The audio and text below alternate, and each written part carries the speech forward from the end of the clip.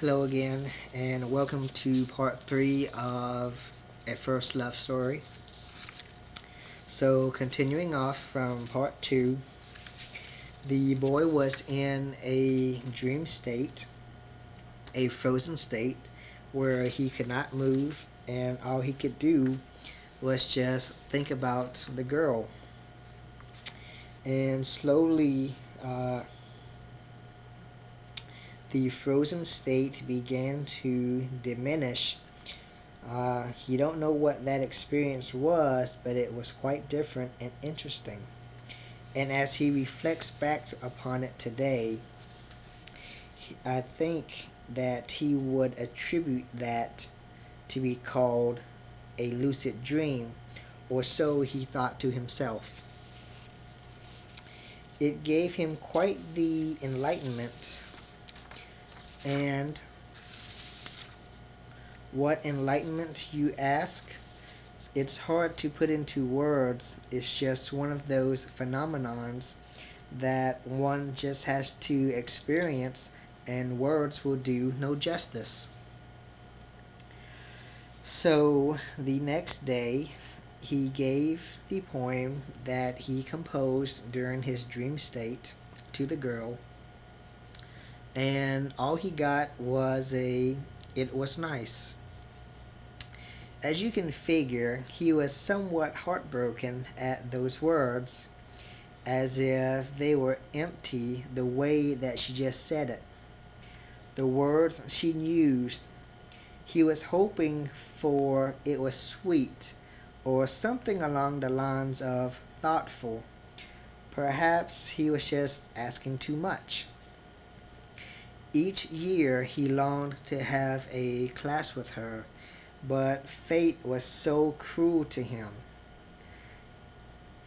He would always have classes before or after her, or be teased and taunted by letting her schedule coincide with his, so that he could only see her but never get close enough. Beginning in their senior year, during the summer, their class headed back to get their schedules, and while everyone was waiting, she was there also. He tried to forget her, but when it was her turn to get the schedule, she passed by him and she bumped into him. Whether or not this was intentional or accidental, it struck a flame in him that was slowly dying, and in an instant, pretty much all of the passion that he had for her that was slowly dying and was just a burning ember, it started to be ablaze again. That night, tossing and turning and unable to sleep, more thoughts entered his head, and thus was born lost love. And so he gave that to her, and still only silence. No, I'm sorry, did I say I? I'm just getting too into this. And so he realized then that it just wasn't meant to be. So from graduation until sometime into his freshman year, and even a little bit now, he is going through the mending process of his first love of at least 7 years.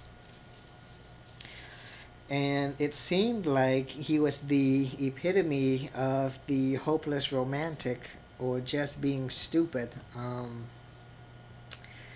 For he was sure that the entire school knew of his situation, but kept calm and quiet as if everything was alright.